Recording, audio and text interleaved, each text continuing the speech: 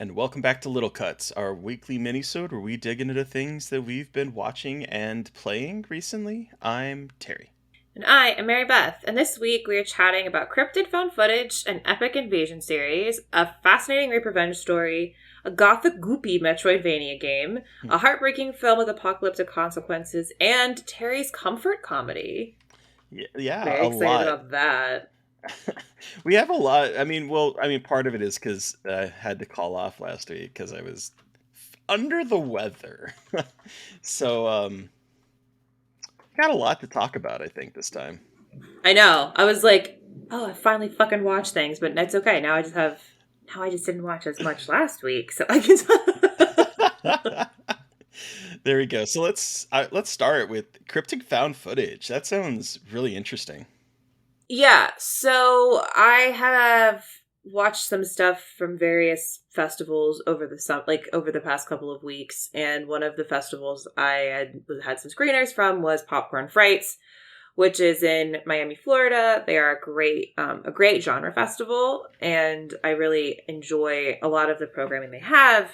And one of the films they had this year that I've tweeted about quite a bit and reviewed for Dread Central, found footage film Frogman. Okay, I was Which, wondering if it was Frogman because yes, you have talked about it on Twitter. I didn't know it was found footage though.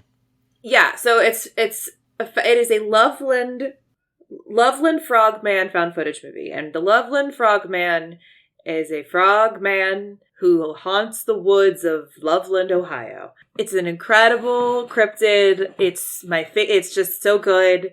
And it is just like a frog that kind of walks like a dude. Like it's like I would say humanoid frog, but it's a frog who just is bipedal kind of.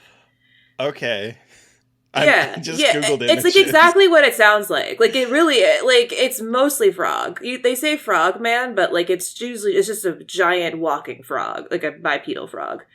And so it's like the most ridiculous cryptid. You know what I mean? Like when like some Uh-huh. cryptids are kind of scary. Like this one, you're like, this is insane. Did you know, by the way, that apparently, because when I Googled searched Loveland Frogman, did you know that Chuck Tingle has written a Tingler about the Frogman? No, but I'm not necessarily surprised. It's called And The now I have to Loveland rate it. Frogman Gives the Best Accounting Advice and Head I've Ever Gotten.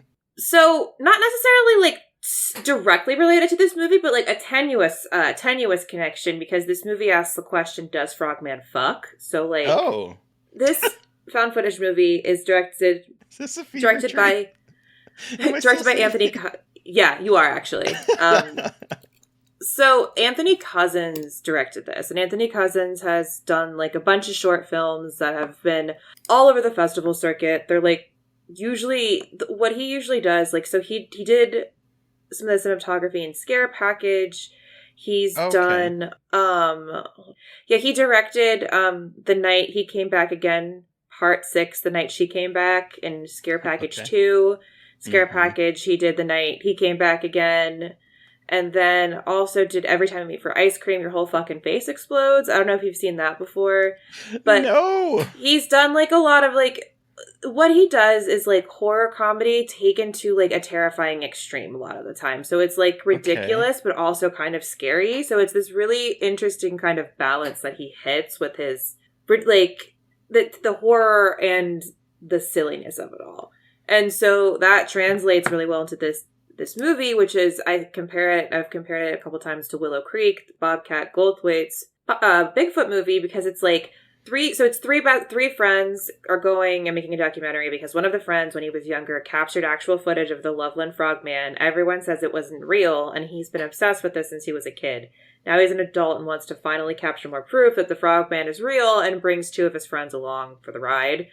And it's this really interesting look at the town of Loveland, Ohio, and like the commerce that surrounds it, and how this town has become like so kind of defined by the creature.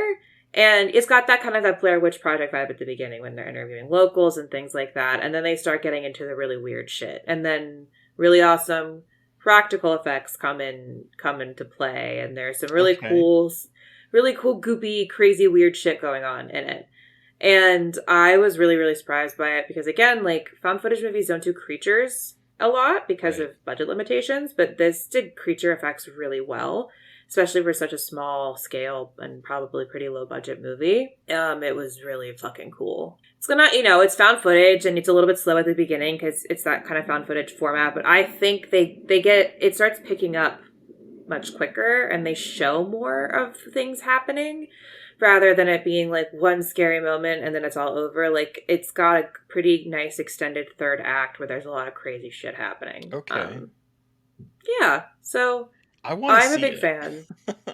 Yeah, I think it had its world premiere at Popcorn Frights. I think it's going to start hitting the festival circuit now. I don't know where else it's playing next. But yeah, keep your eyes peeled for that because it's really I enjoyed it quite a bit. Hell yeah. That sounds really interesting and fun, I have to say. Yeah, that's the thing. It's like it's fun and creepy and Hmm. funny, and it's like I'm not the biggest horror comedy person, but like this one, I wouldn't call it a horror comedy necessarily. Because it's like mostly, I don't think it's that as funny, but it's definitely like playing at that line really well. So, Okay.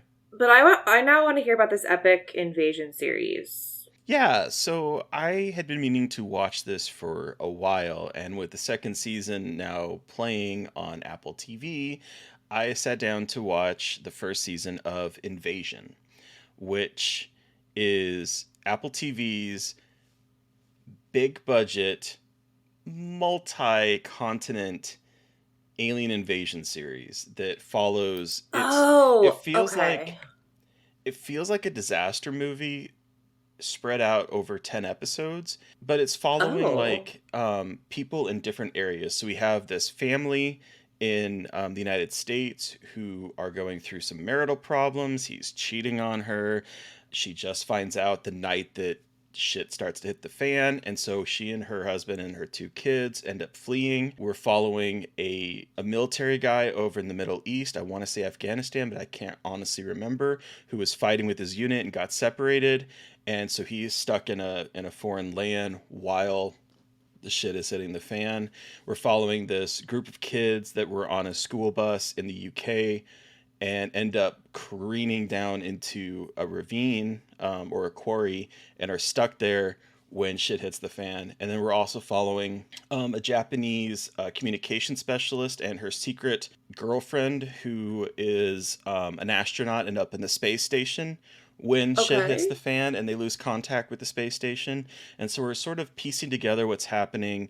And it's a little slow. I would say the first season is a little slow in spots, but Okay. there's some really cool character moments. And there's one episode in particular. It's episode, I want to say 6, called Home Invasion, in which it is a 30-minute episode. That's one of the things I like about television shows when they can play with time restraints, because, like, typically most of the episodes in this are like 48 to an hour. And this one is like Okay. a short 33 minutes, and it is literally family stuck in a house while this alien is marauding through and they have to be really quiet, and it is Oh an intense shit. 30-minute episode of them basically struggling to survive and escape this alien that is tracking people through sound. And the alien designs in this are gnarly. They look kind of like an ink blot meets like a daddy long leg. Like the legs just sort of shut out and shoot out and it like moves like a creepy Oh. ink blot spider thingy. It's really weird. It's a really interesting show. I'm really excited to see season 2 because I hear season 2 kind of fixes sort of the pacing issues, Okay. but I really enjoyed this first season. I was surprised at how much I enjoyed it because it was getting sort of like middling reviews. And I do think the start is a little slow, but where it gets to is really fascinating. And I can't wait to see where it's going to go in a second season. Huh. I've seen things about this and I've heard about it. I've like seen it in my inbox, but wasn't quite Hmm. sure about it. You know what I mean? Like Yeah. I didn't. There's so many shows. It's sometimes so hard to know like what is worth. What's worth spending your time on or potentially Yeah, well, wasting your yeah. time? Like what Yeah. should I like? Yeah, like what do I try to get into? And okay, Yeah, I really cool. So it enjoyed sounds like this a one. good Alien. I don't know. I just feel like Yes. aliens. I feel like aliens are so hard to do well, and I get Hmm. jaded and annoyed. You know Yeah. what I mean Hmm. with aliens? But this sounds good. Yeah, and I think this one sort of sidesteps a lot of the alien stuff because it is literally, while it has an epic scope of multiple, countries and continents, it still is focused on human drama that is trying to happen when the worst day of their lives has started. And so there's some Okay. really interesting things going on there. And like I said, I think the alien design is a lot different than we're used to seeing in alien movies. And I really It sounds appreciated. like it. So I think it's doing enough to be really interesting. And there's some really cool moments in it. Episode 6 in itself, like just the home invasion episode, is just a stellar standout 30-minute tense situation that I think really cemented what the series can do for me. Well, is there anyone like notable in it?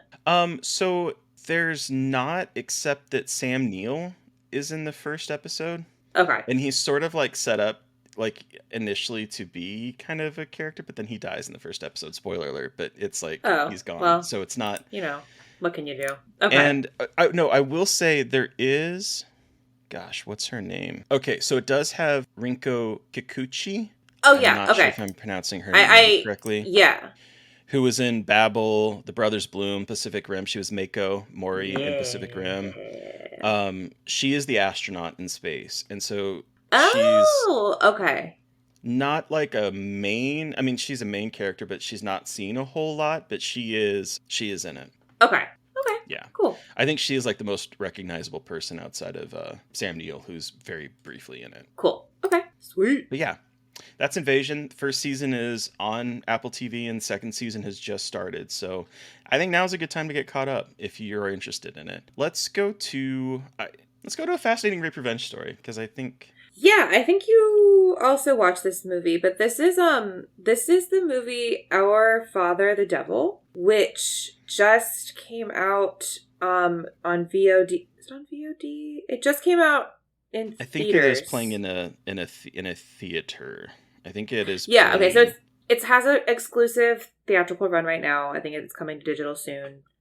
This is a really, I think, a really fascinating take on a rape revenge story. It's about a young woman, and her name is Marie, and she works as a chef at a retirement home in a small town in France. And she's has a pretty like typical life. She has some friends. Lives alone, and one day she comes into work, and there's a priest, and the priest is someone from her past. And by someone from her past, it is a very bad someone from her past who triggers a lot of horrific memories. And it is about her not only trying to come to terms with her trauma, but also like what it means to get justice, and what in this movie is like, again, grappling with ideas of justice and rape revenge. And I really am appreciative of it, because we don't really see a lot of rape revenge movies about Black women.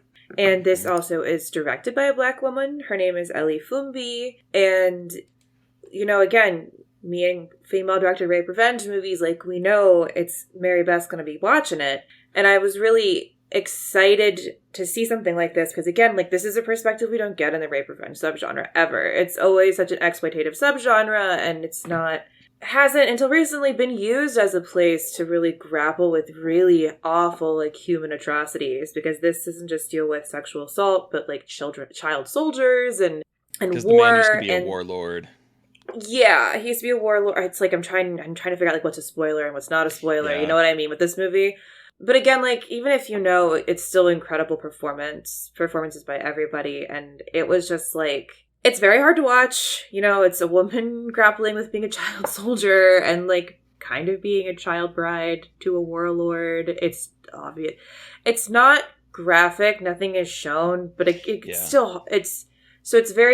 handles it very well. But again, like, it's still difficult subject matter, but it's subject matter that I think is so important if we are going to talk about the need for showing these kinds of things on screen. This is such an example of why, of like, we can't just sweep these things under the rug. Like, people need to see these kinds of things portrayed on screen to, again, like, some kind of catharsis, some kind of understanding of how to cope, some kind of way to see a fictional version of what you wish you could do played out. It's just, yeah. I do think it's a little bit slow at parts. I think it's a little bit repetitive, but like, I still am, regardless of some of like the issues I have with it, I think it's another really gorgeous, devastating example of how this subgenre has shifted so much in just the past couple of years, and how cool it is to see how it has shifted.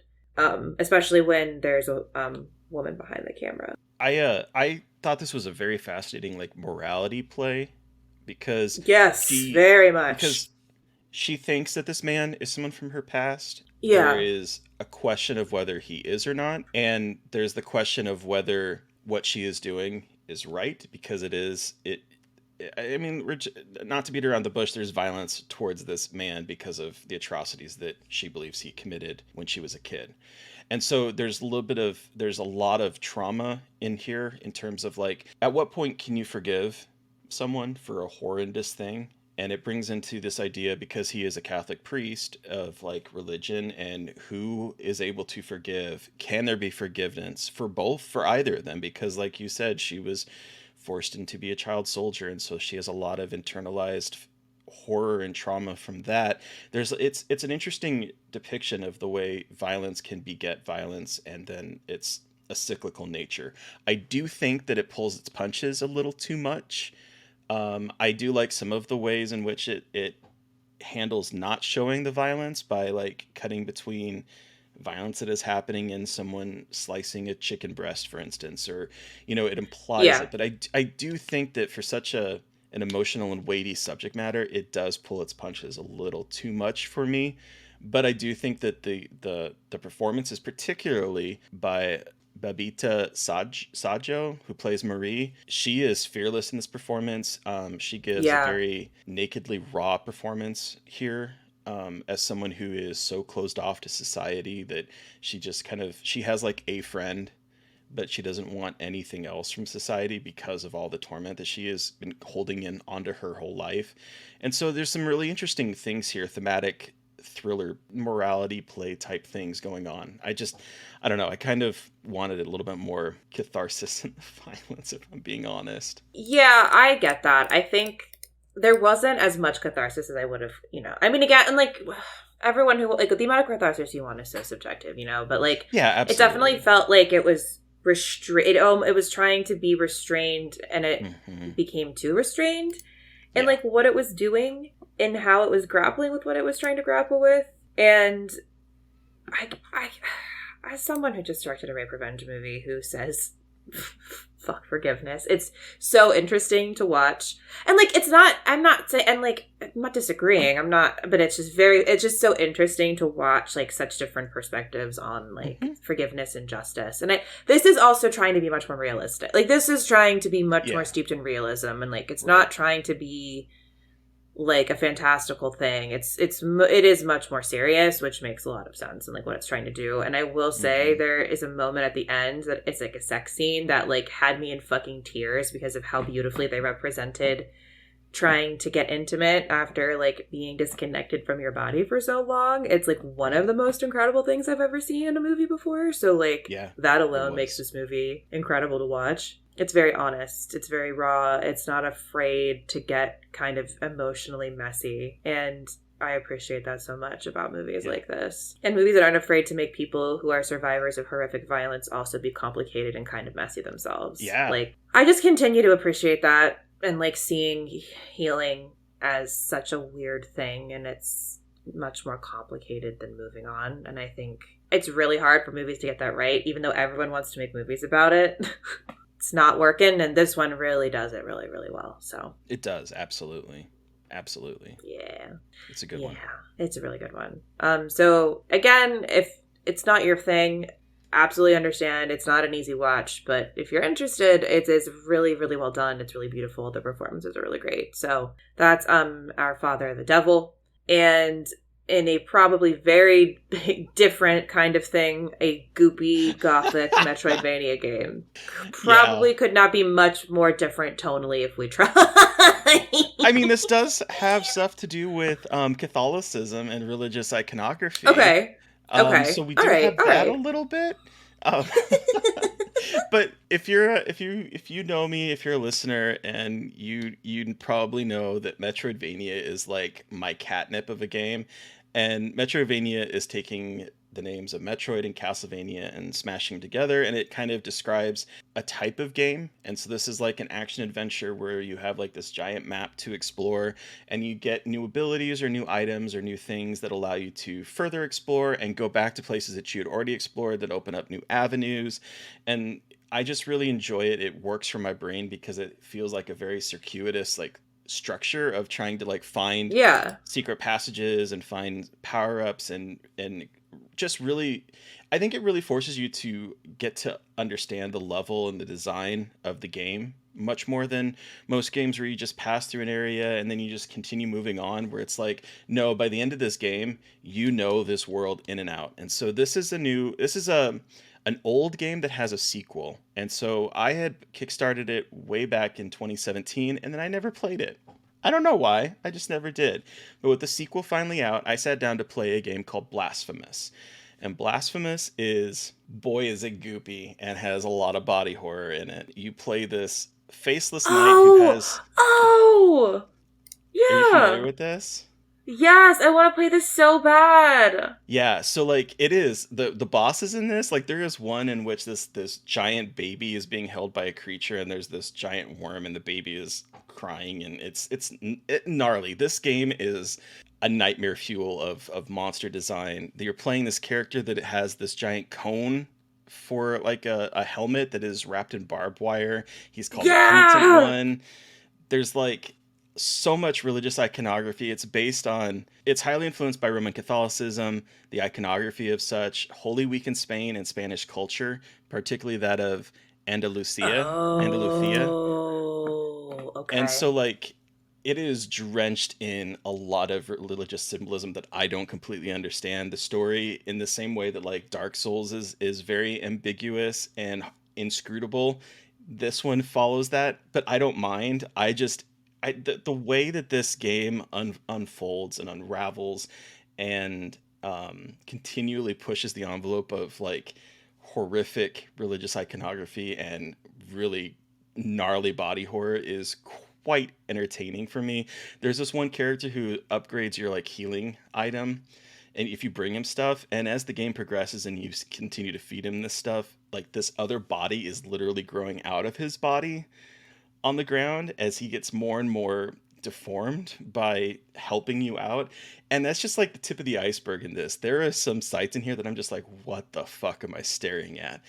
And it's a Metroidvania game, and it's incredibly gothic. It's pulling from Bloodborne and Dark Souls, as well as like Castlevania type games. It's really good, and I'm very excited to sit down and play the sequel. Okay, where are you playing it? I'm playing it on Steam, but it is out on Windows, Switch, PlayStation 4, Oh, it's on Xbox. Switch. Okay. Yeah, and the sequel, Blasphemous 2, just came out last week Okay. and is also on Windows, Switch, PlayStation, and Xbox. And I'm looking Okay, forward so to, it's everywhere. and it's really good. It's really good. And I really Okay. recommend it for horror fans that like to play video games because it is gnarly. Okay. Yeah, I've seen especially like the barbed wire clown hat man. I have seen him in a bunch of places. I mean, it's very striking. It's Like a very striking pictures. Yeah, image. exactly. Like very, very striking. So he's very, yes, I've seen him and I was like, this game looks very much like my shit. It's a little difficult, but it's not impossible. I get frustrated I'm not easily with surprised. I'm difficult not games, but surprised. it's hard, but it's not frustrating. Throw your game across the room hard. Okay. Did you play Infernal? No, did you talk about that? Is that the one that you talked about on? Yes, because yeah, it's like I don't think they're the same, but it's like a similar vibe of like yeah, in terms of creepy, vaguely maybe this is probably more I think more religious, but like that kind of game where Mhm. it's like a pain in the ass, but it's satisfying when you do it. Yes. I will say that I think some of the platforming in this is a little unfair. But Platforming is my I hate there's platforming gives there's me so much one anxiety. there's one level in here that it's just like it was a little frustrating with the platforming. That was the only time I ever got frustrated Oh in the game. really? Otherwise, it Okay. is hard, but there's one area in particular that I was just like, "Oh, I can't wait to get out of this and never have to return." But it's good. It's a good one. I really recommend it. Okay. I will have to play it. God Yeah, damn it, another I think thing you for would me to like it. fucking play. Let's veer wildly, I think, to a heartbreaking film with apocalyptic consequences. Yeah. So I watched this um out of Fantasia slash Fright Fest. It's at both, and Okay. I kind of watched it like between. But this is New Life, Okay. directed by John Rosman, newcomer, and it stars Sonia Walger, who was Love Penny her. in Lost and in For All Mankind, which Terry has talked about. So friend of the pod, Kayla Heyer, was telling me like is repping this movie and was like, you really need to watch it. And usually, if Kayla tells me I really need to watch something, she's usually pretty right. So I said, all Hmm. right, I have to do it. There's just no way I can't. And Sonia Walger, I mean, again, I was a Lost girl, so give me anything. That was a lost boy. But look at us. God, her and Desmond were goals for me. Even though I was a fucking Anyway, Oh, not I Penny's can't ship. even. I can't. I know that show ended horribly, but damn if there were not characters that I was fucking obsessed with for so long. Man, Oh, oh I'll man. defend the ending of that show to anyone. Fair. Anyway, okay. Refocusing myself here. But so this movie follows a young woman played by Haley Aaron who is on the run for some reason. We don't really know why. And Sonia Walger plays a fixer to find her and to bring her in, basically. And it is these two women's paths getting closer and closer to each other and what happens when they intersect. And it's like really, it's like one of these movies where it's like, I don't want to tell you anything because Right. like not knowing anything is really cool. But I just will tell you that it starts as one thing and ends as another in a My very favorite type cool of way. movie. What I really like about this is Elsa, Sonia Walger's character, has ALS.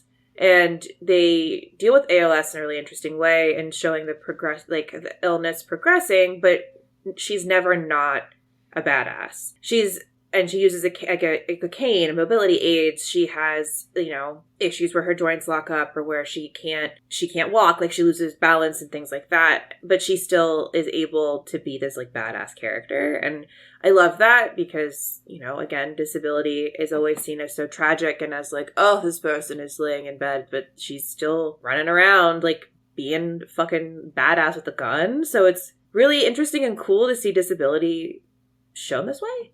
But also talking about like people considering suicide with a disability and like that being honest about that, especially when you have a degenerative illness like ALS, which, is really awful and terrible. And it's a really this movie uses that in a really fascinating way to parallel what's going on with the younger woman and saying a lot about how desperately we want control over our bodies and also our obsession with bodies. And it's really, really good. And I know it's like hitting festivals. I really want people to see it because it's really good. And there's like a comp I have for it that spoils it, but it's a really good comp. And I can't wait for people to see it because I want to tell everyone what it is. Yeah. Don't you hate that? Yeah, so it's like debating about talking about it, but I still want to talk about it. I know it's like super vague, but like I just want people to like have it in their minds and on their radars because I definitely want to that's see how we this get one too. That's how we get the words out because it's really good. It's really, really good. It's really like it just looks good. Production value is awesome. Really well acted. Really well written in terms of pacing. So yeah, it's a good one. I'm very excited Everyone for needs this to keep one. an And eye you out saw for this it. one for Fantasia Fantasia / Fright Fest. Yeah. It was at both very quickly, and I'm like kind of behind on Fantasia because of the movie that I made, I guess. So it's like they're all kind of rolling together. Why do they all have to start with fucking F, by the way? Fright Fest, Fantastic Fest, and Fantasia? Are you fucking serious? You trying to kill me? Right. Fucks. Anyway, but let's end on like a super happy note with Terry's comfort comedy. I'm very excited to hear about this. Yeah, so after we talked with Aaron Mark, this was going to be one of the things I talked about last week. Okay. And then it didn't happen. But we talked with Aaron Mark about Death Trap, Aaron Mark being the playwright, showrunner of The Horror of Dolores Roach. And we were talking about Death Trap, which is an adaptation of a play. And I mentioned in that episode, if you listened, Noises Off, which has a very similar start to Death Trap. And after we had that conversation, I was like, I must rewatch Noises Off because it is a comfort watch for me. Have you ever seen it? No, I have not. So Noises I know Off. of it because it's a play, right? Yes, it is a play. And so what we're doing is we're following a traveling theater group is starting their production. So when it opens, we are seeing them on dress rehearsal / tech rehearsal because as people know, sometimes you don't have time and you have to do both. So they're doing a tech and dress rehearsal literally the night before it opens up in Des Moines. In a Des Moines, Iowa theater. Whomst among us hasn't had that experience? Exactly. And so we're following them as they're trying to work through technical issues of the first act while knowing that there's a deadline of literally opening up in front of a live audience the next night. So we're seeing the director, who's played by Michael Caine, basically trying to wrangle this group of actors that includes some very heavyweight comedic actors. Carol Burnett is in it. Okay. Christopher Reeve, which again, the Death Trap connection. Okay. Christopher Reeve and Michael Caine.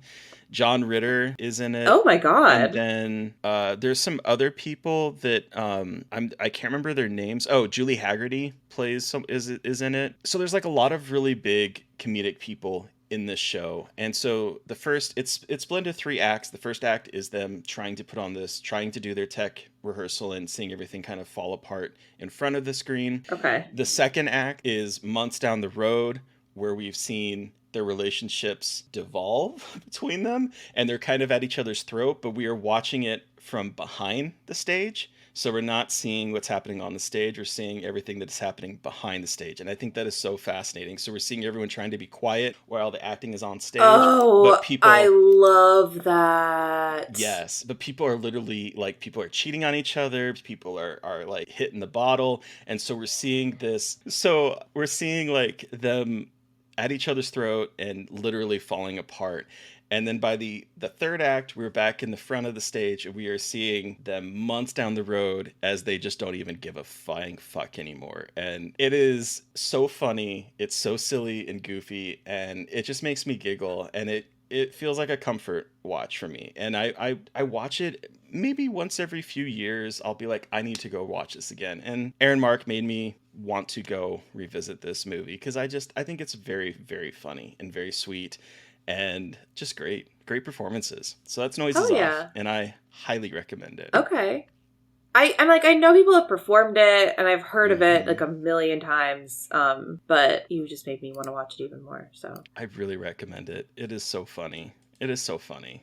It seems like a good like turn off, like a good comedy, just like a good solid comedy. Yeah, I made it like a double feature. I watched that, and then I watched No Hard Feelings, and No Hard Feelings is not good. Jennifer Lawrence is good in it, but that's is that the one where she like tries to have sex with the son because he's a nerd or whatever? Mm-hmm. It's as cringe as you would expect based on what you just said. Yes. Okay. She's funny in it, but the movie is not great. Okay. Well, good to know. I mean, not shocked. So.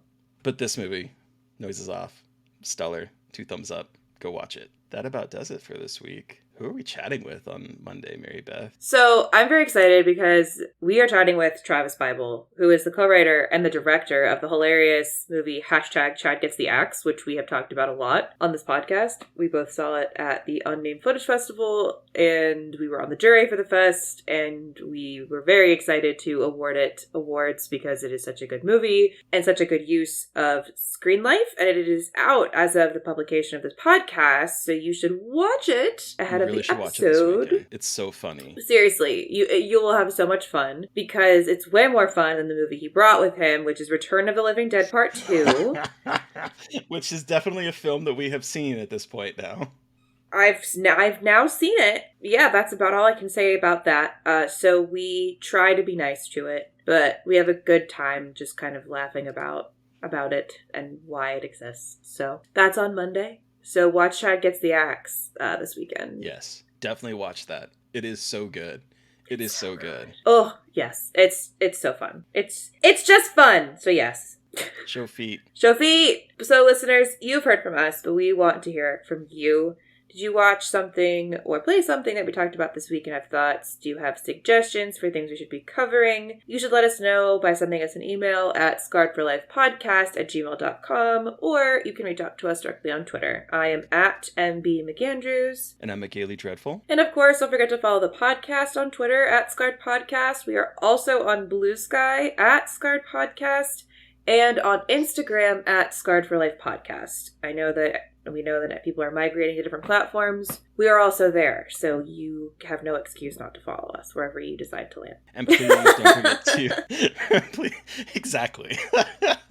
Please don't forget to review, rate, and subscribe if you haven't. It has been a moment since we have gotten a review. It would be really nice to see a new one up because it does help with the algorithms. Unfortunately, we live in this time where that's how you find things. So I really appreciate if you'd go out there and review our show or give it a rating on Spotify and iTunes. And if you want to help support us, we are on Patreon. Thank you to Eric Power for our artwork. Thank you to Sean Keller for our music. Thank you everyone for listening. Please stay safe out there. Most importantly, stay creepy. And until next time.